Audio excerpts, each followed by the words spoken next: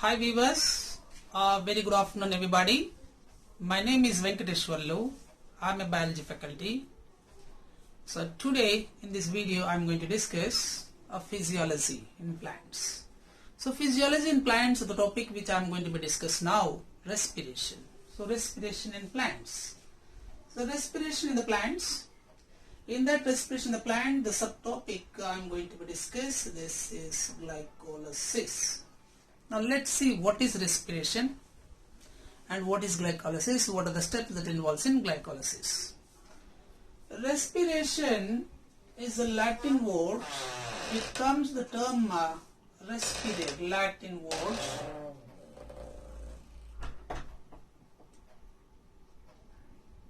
Respirate.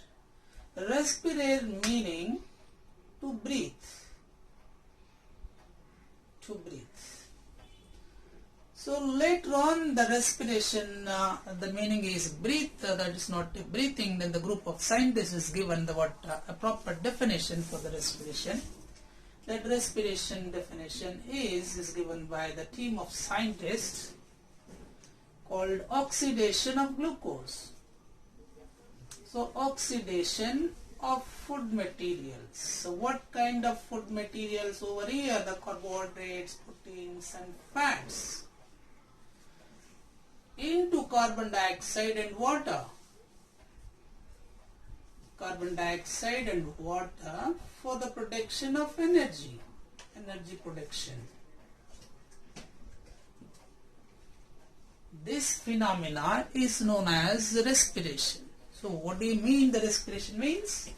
Oxidation of food materials such as carbohydrates, proteins and fats into carbon dioxide and water for the production of energy. This phenomena is known as respiration. This respiration, where it occurs, present. So this respiration takes place. It takes place in all the cells. It takes place in all cells. All cells in the cells, living cells. All living cells.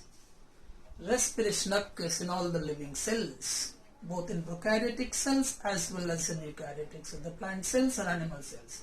But respiration, can anyone say that respiration without cell? Can anyone of you imagine or say this? In one specific, that means red blood cells or RBC in animals. In animals, that example take human beings, in RBC, no respiration. What respiration means? It occurs, but anaerobically respiration, because oxygen, full of oxygen, but no mitochondria.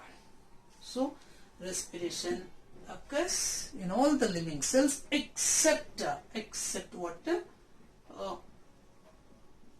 Some of the cells like RBC, because in RBCs in humans, no mitochondria.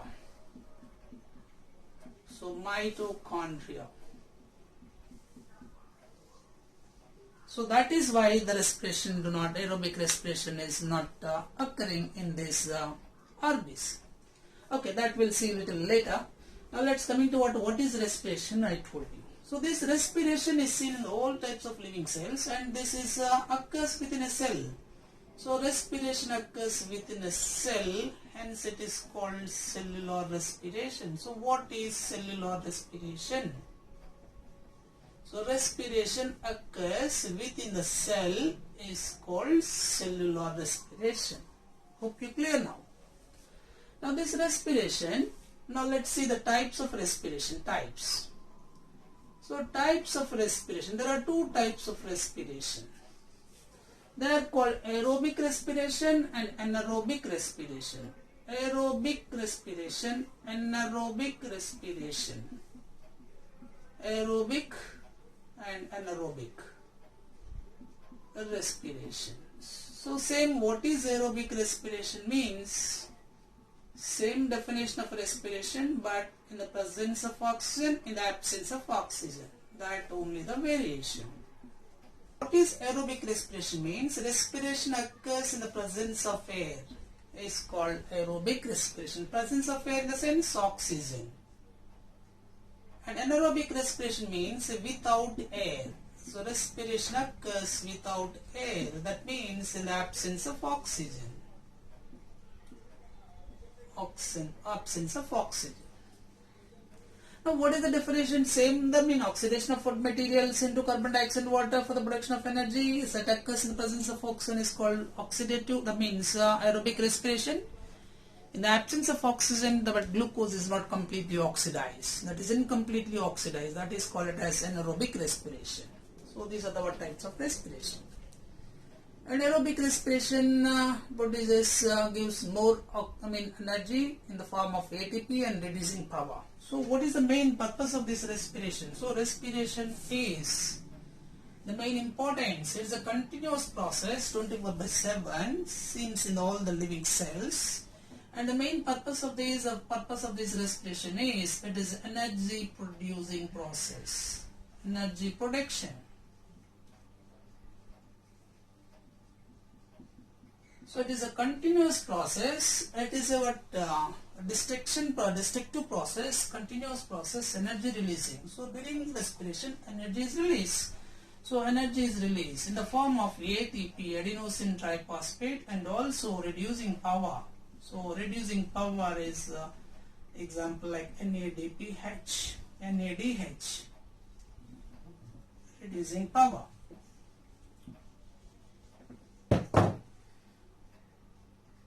So by the end of respiration, energy is released in the form of ATP and NADH. ATP means adenosine triphosphate, energy of currency, and NADH, it is reducing power. Reducing power.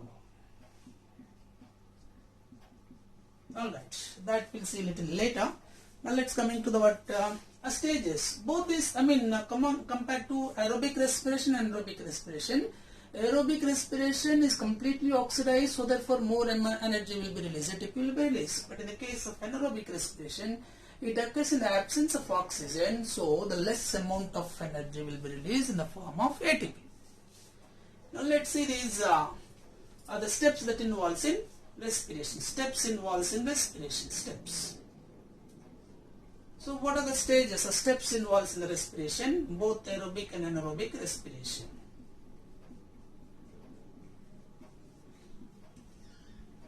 As I told you, there are two types of respiration. One is aerobic, other one is anaerobically. So aerobic respiration, that means aerobic respiration consists of three phases. They are called glycolysis, Krebs cycle, electron transport. Glycolysis, Krebs cycle, electron. Number one is glycolysis. Number two is Krebs cycle. Number three is electron transport.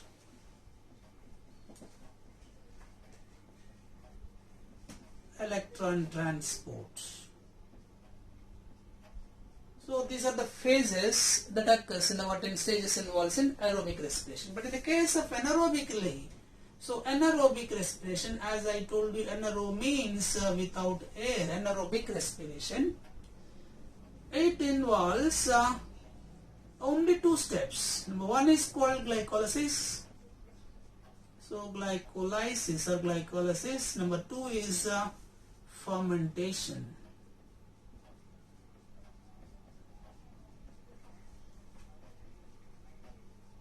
Fermentation, glycolysis and fermentation. So no electron transport here, because electron transport do requires oxygen, so it occurs in the absence of oxygen, so therefore oxygen is not available, so it cannot perform electron transport. That is why less amount of energy will be released in anaerobic respiration. Okay, clear now? Now let's go with what the stages, that means aerobic. Let's take aerobic respiration, the detailed study of that. As I told you, there are three phases, steps that involves in aerobic respiration: glycolysis, Krebs cycle, electron transport. Now let's talk with glycolysis. Hope you clear all this? Fine. Now let's see the glycolysis. What is the first step that involves the first step of aerobic respiration and anaerobic respiration?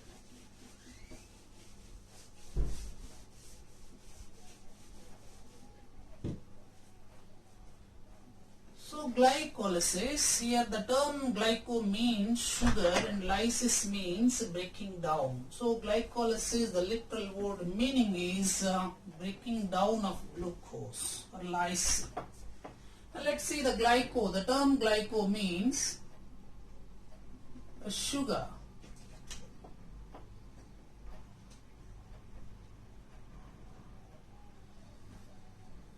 So glyco means sugar and lysis means breakdown, or we can say that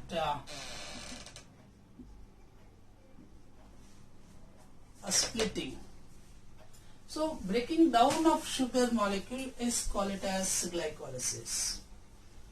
The glycolysis is the first stage.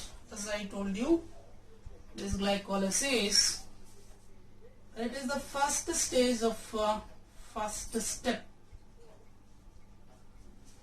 of both aerobic and anaerobic respiration. First step of aerobic and anaerobic, both aerobic and anaerobic respiration. So glycolysis is the first step of both aerobic and anaerobic respiration. Now what do you mean this glycolysis? That means this glycolysis, it occurs in both aerobically and anaerobically. So the glycolysis is also known as a core pathway, or you can say core respiration. Core respiration. Now this glycolysis. Now let's see what is glycolysis. Define the term glycolysis. Glycolysis means partially oxidation of glucose. Partially oxidation of glucose is into what? Pyruvic acid. That means we can say that conversion of glucose. So glucose is converted into pyruvic acid. This process is known as glycolysis. It means the oxidation of glucose into two molecules of pyruvic acid with the help of series of enzymatic reactions is known as a glycolysis. So glycolysis involves enzymatic series of reaction. By the end of enzymatic series of reactions, a pyruvic acid will be formed. So what is the end product? So therefore end product of glycolysis, is pyruvic acid. Apart from this, energy is also released. Energy. So in energy, the form of ATP, that means there are 4 ATPs and 2 NADH are formed. By end of glycolysis, 4 ATPs and 2 NADH are formed. That we'll see little later. And the net product is, net gain is 2 ATPs. That all we'll see after the series of reactions. So the first step of both aerobic and anaerobic reaction. So glycolysis is also called core respiration. It means oxidation of glucose into two molecules of pyruvic acid, or we can say partially oxidation of glucose into pyruvic acid. And this is where does it take place? This respiration, I told you that is to be common in all the living cells. This glycolysis, it takes place in cytosol, or we can say cytoplasm. It takes place in the cytoplasm of the cell. This is the first step of both aerobic and anaerobic respiration. It means oxidation of glucose into pyruvic acid with a series of enzymatic reactions. So it is a common in both, so it is called core respiration. Now let's see this. The glycolysis involves a 10 reactions, series of reactions. 10 series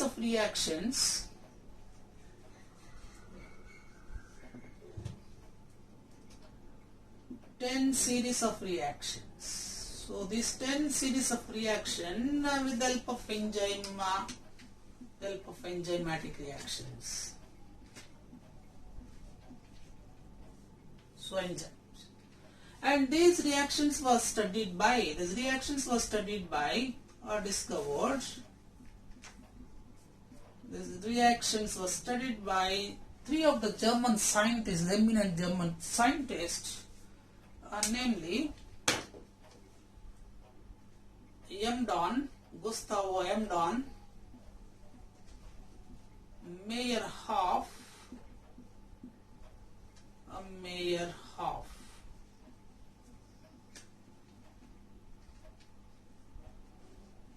and Parnas. So the 10 reactions of this glycolysis was studied by 3 German scientists, namely Don, Meyerhof and Parnas, in the year of 1930. So in honor of them, this glycolysis is also called EMP pathway. So E for Don, M for Meyerhof and P for Parnas. So therefore glycolysis is also called, we said, core respiration, and it is also called EMP pathway. EMP, a pathway. Or you can say glycolysis metabolism of glycolysis. Okay, so that is about definition.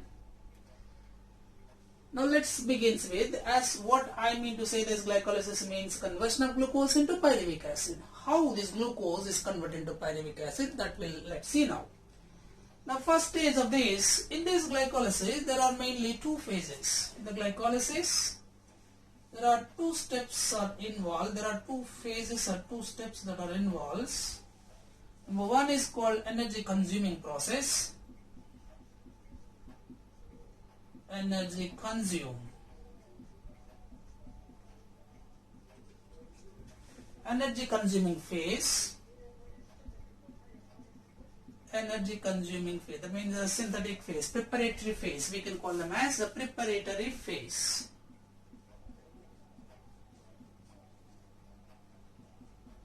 Energy consuming phase called the preparatory phase. And another where the energy is consumed in the form of energy is consumed in the ATP is consumed. And another one is called the payoff phase. Second phase is called energy conserving process. Energy conserving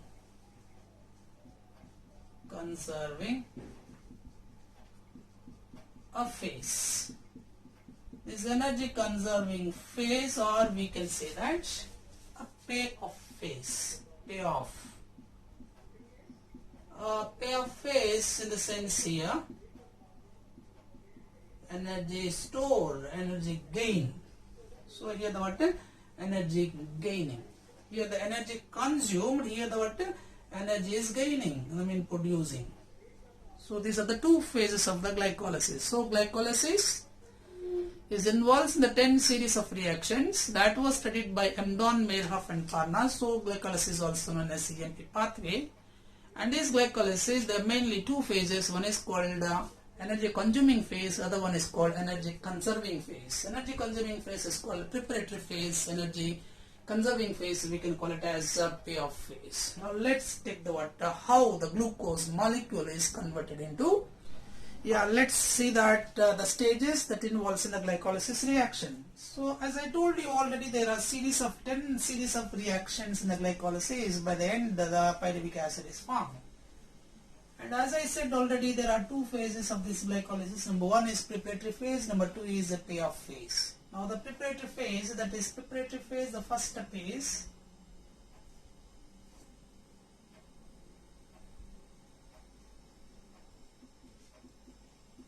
in this, the step number 1, the first reaction is phosphorylation of glucose. Phosphorylation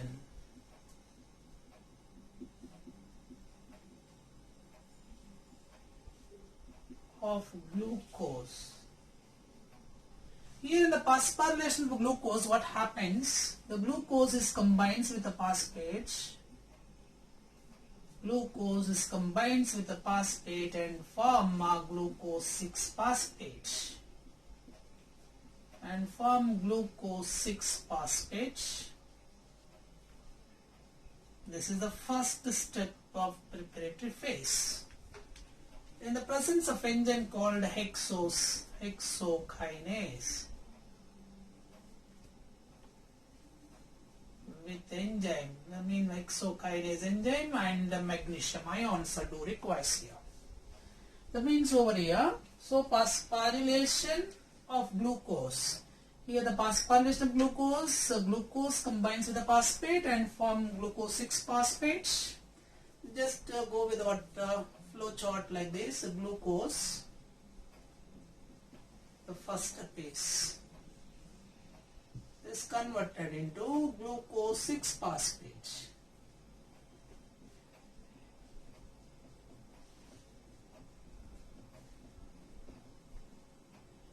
The glucose 6-phosphate.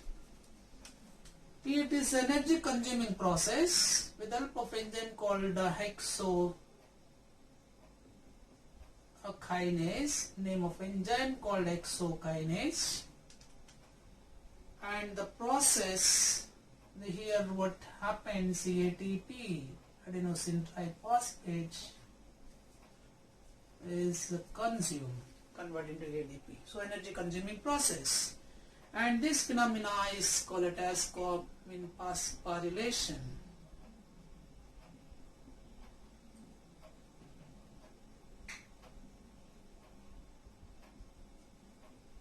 Phosphorylation.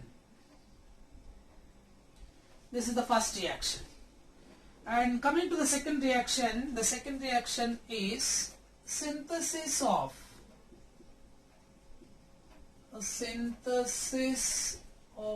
fructose 6-phosphate.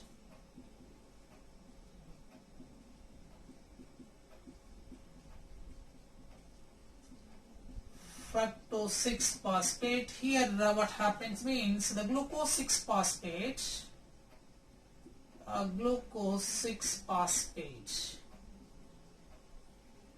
is isomerized into isomer form called fructose 6-phosphate.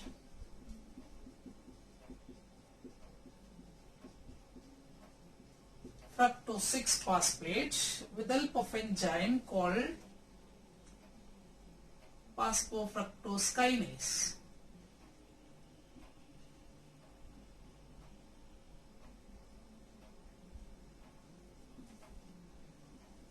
Or phosphofructose isomerase.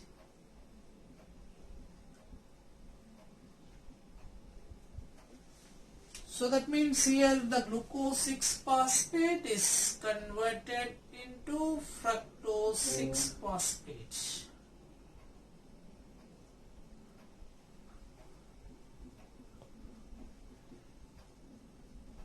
Fructose 6-phosphate.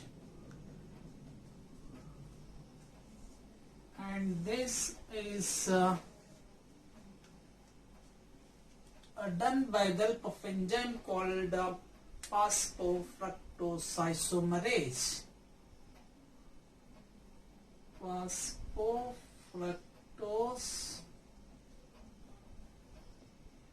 isomerase is the name of enzyme. That process we can call it as isomerization.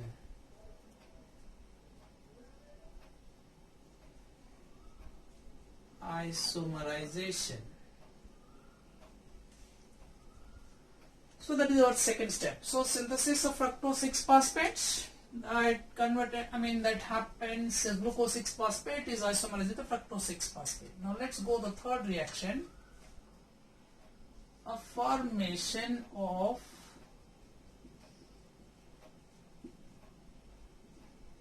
fructose 1,6-biphosphate.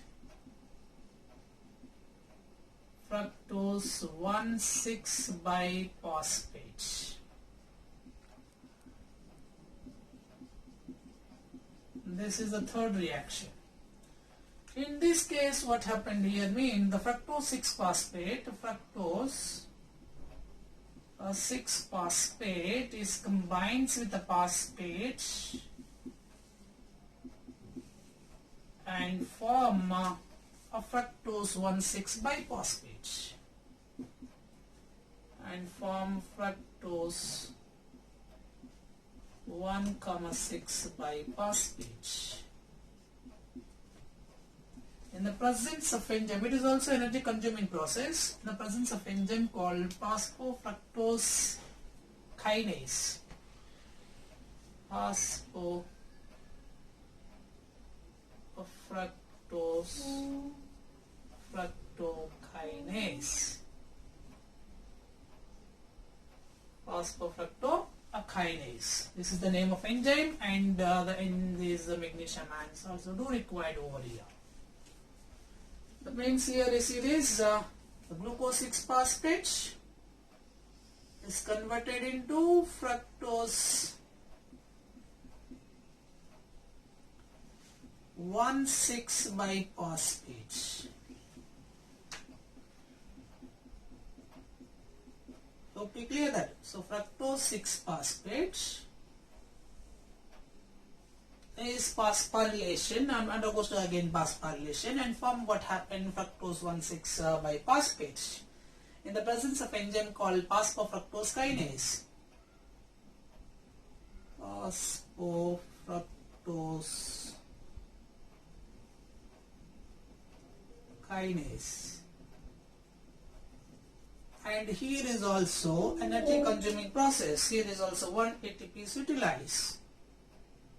So ATP utilized over here. So that is why it is called as a preparatory phase, energy consuming process, as I told you. So that means third step, that is called, this phenomena we can call this method, we can call it as again phosphorylation or phosphorylation.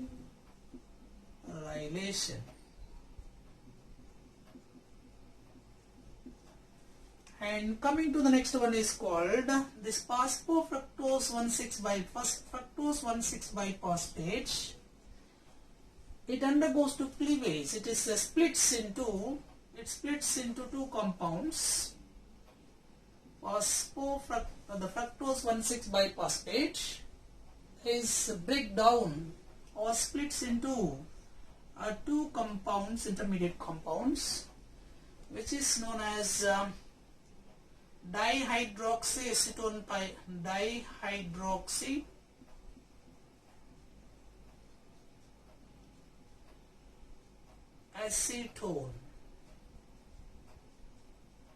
dihydroxyacetone 3-phosphate dihydroxyacetone 3-phosphate, and another one is called as glyceraldehyde.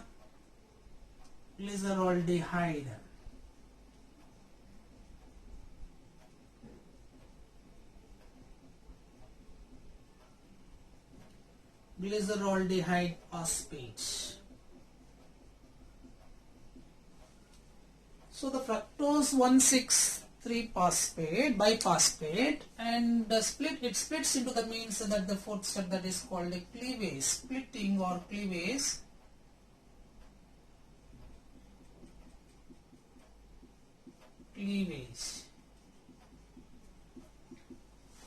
That means fructose 1,6-biphosphate is split into the presence of enzyme called aldolase.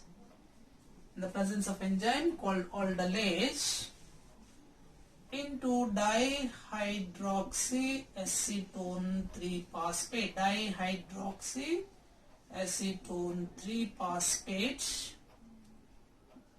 and phosphoglyceraldehyde 3-phosphate, PGAL or PGL, phosphoglyceraldehyde or phosphoglyceraldehyde 3-phosphate, glyceraldehyde 3-phosphate.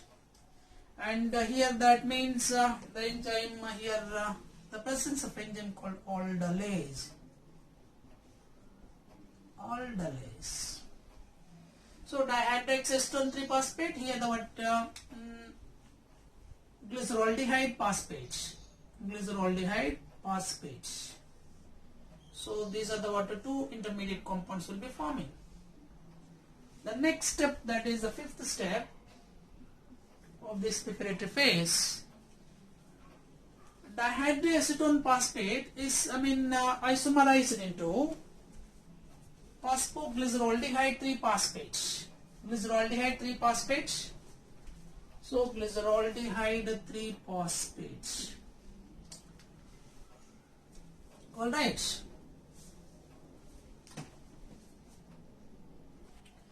The next step is fructose 1,6 biphosphate is converted into a dihydroxyacetone phosphate. So the fifth step is called as isomerization of dihydroxyacetone phosphate. Here dihydroxyacetone phosphate is converted into glyceraldehyde 3-phosphate. Is converted into glyceraldehyde 3-phosphate. That means isomerized. I mean this will be in the presence of enzyme called triases. It's a reversible reaction like the enzyme called triase or triose.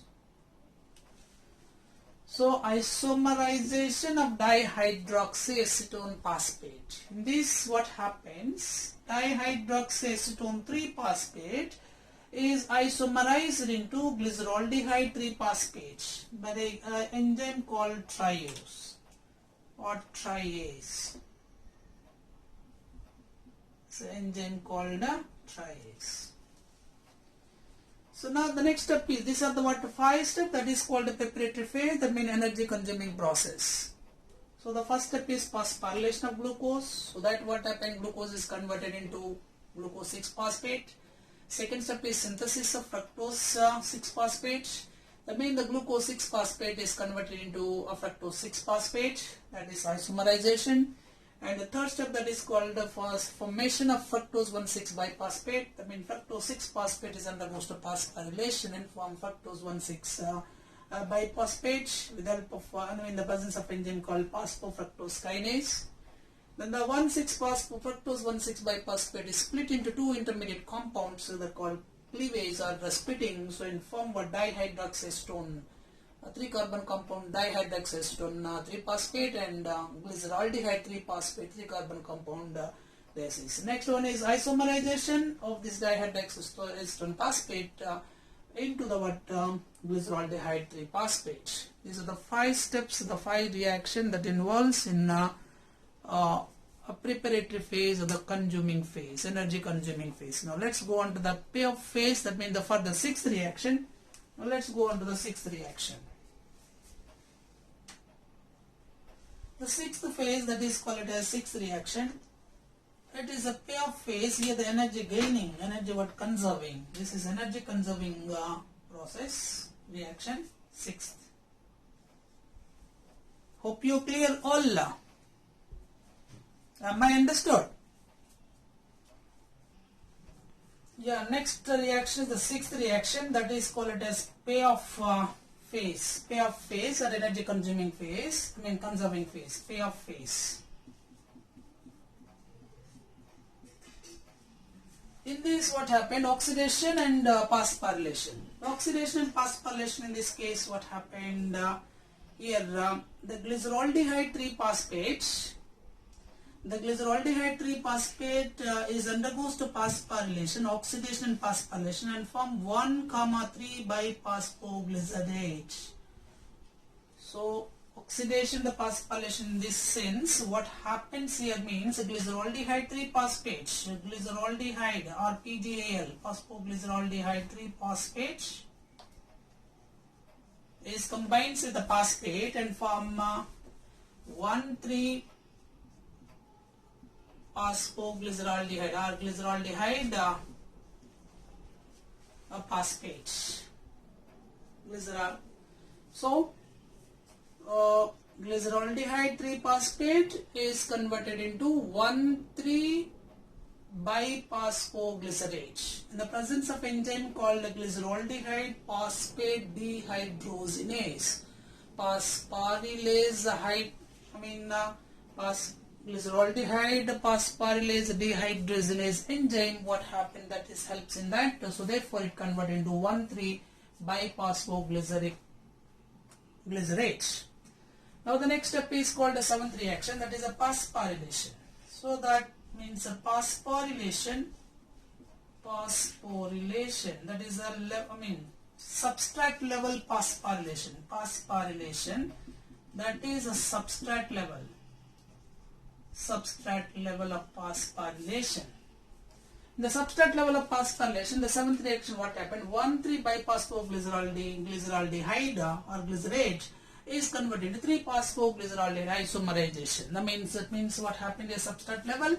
So 1,3-biphosphoglycerate is converted into 3-phosphoglycerate. Now this 3-phosphoglycerate is converted into 2-phosphoglycerate, that is isomerization. Now this 2-phosphoglycerate 1,3-biphosphoglycerate is converted into 3-phosphoglycerate in the presence of enzyme called phosphoglycerate kinase. And the 3-phosphoglycerate is converted into 2-phosphoglycerate isomerization. This we can say the step we can call isomerization. Isomerization.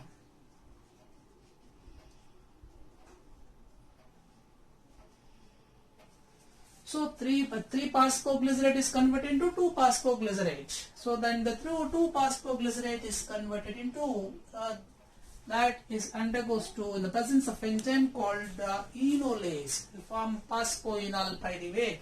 So can you see this video? Can you see the word down, or else should I write over here? Okay, just want to go with this. So 2-phosphoglycerate is converted into a phosphoenol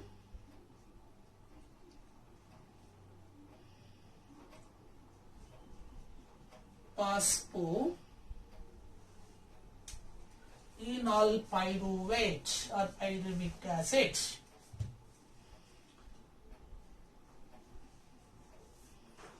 Phosphoenol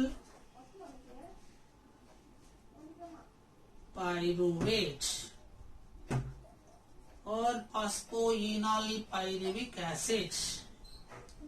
Is it visible? Phosphoenol pyruvate, or else you can write here the phosphoenol pyruvic acid. Short form I am writing over here. This is in the presence of enzyme called enolase. Here the enzyme takes part a major role is called enolase. Now this phosphoenol pyruvate, this phosphoenol pyruvate is finally converted into a pyruvate enzyme, a pyruvic kinase. The presence of enzyme called pyruvic kinase, it is from pyruvic acid. Pyruvic acid. This is ultimate and the product of glycolysis. That means a phosphoenol pyruvate is undergoes to pyruvic kinase. A pyruvic kinase enzyme is called pyruvic kinase and form what we can say that pyruvic acid. So this pyruvic acid, two molecules of pyruvic acid is formed which containing 3 carbon atoms. Okay. So now let's see this here. The 8th step, we can say that the 8th step is called it as formation of. This is the 10th one. This is 8th, 9th. This is what 8th, and this is what 7. So these are the steps that involves in. You just look at a glance of these reactions once again all. Number 1 is called glucose is converted into glucose 6-phosphate.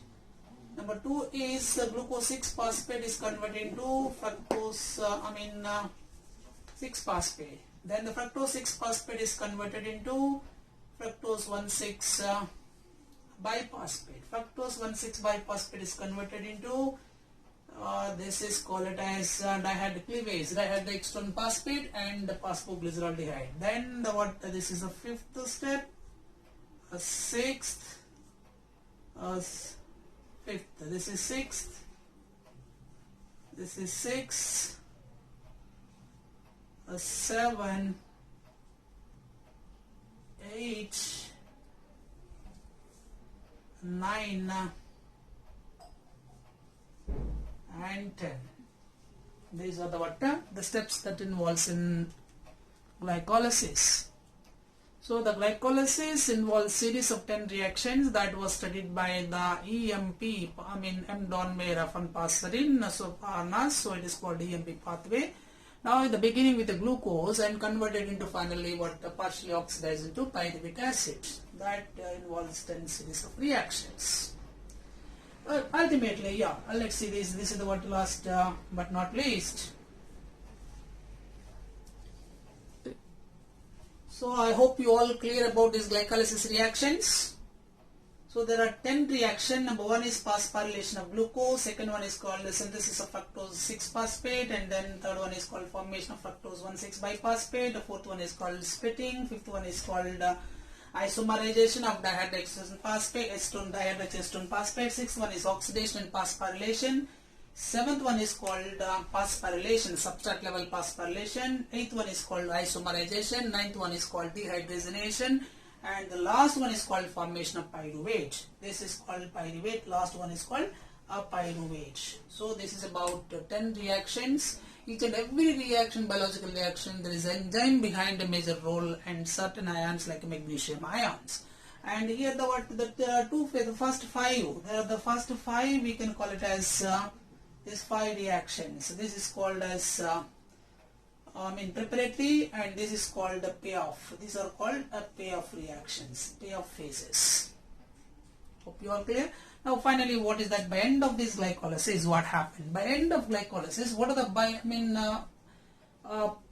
products, end products of glycolysis? So the end products of glycolysis. So end products. What are the end products of glycolysis? Mean 2 molecules of pyruvic acid, 2 molecules of pyruvic acid plus 4 ATPs plus 2 reducing power, 2 NADH. So 4 ATP, 2 NADH and pyruvic acid. These are the end products. So what are the end products of glycolysis means? So the end products, they are the pyruvic acid, 2 molecules of pyruvic acid, 4 ATPs and 2 NADH. Now I told you there is a preparatory and the consuming and conserving. Here the consuming process, that is a 2 ATPs are utilized over here. The first phase, the first phase is called the preparatory phase. Here 1 ATP is utilized and here 2 ATPs are utilized. So total 2 ATPs are utilized during the glycolysis. And the product, the total formation is 4. So the net gain, of ATPs. So net gain of ATPs, net gain of ATPs in glycolysis, total number is 2 ATPs and 2 NADH. Each NADH is oxidized and gives 3 ATP. 3 ATPs. Therefore 2 NADH gives rise to 6 ATPs. So 6 ATPs. So total net gain is 8 ATPs. Total number of ATPs are utilized in glycolysis are 2. Total number of ATPs are formed in glycolysis 4. Net gain of ATPs are 8. Net gain of ATPs in glycolysis are 2. Total number of net gain of ATPs in glycolysis 8, because each NADH is given. There are 2 NADHs formed. The NADH is called nicotinamide adenine dinucleotide. This is what reducing power. So each NADH molecule gives rise to 3 ATPs. So therefore 2 NADH gives rise to 6 and 6 plus net gain is 2. So total is what? 8. So 8 ATPs. If they ask you what is the net gain of ATPs during the glycolysis, means only 2. If they are given, if there is no option 2, the total number means 8. So net gain of ATPs in glycolysis alone is 2. But these are oxidized in NADH. NADH is oxidized in the glycolysis. And last stage is called electron transport. Thereby, this will be forming. I hope you all clear this. This is about glycolysis. So glycolysis is the first step of both aerobic and anaerobic respiration. That is why it is called core respiration. That was studied by 3 eminent German scientists. So it is called, in honor of them, it is called as EMP pathway or glycolytic pathways. This is about glycolysis. If you like this video, please share and subscribe my channel. Thank you.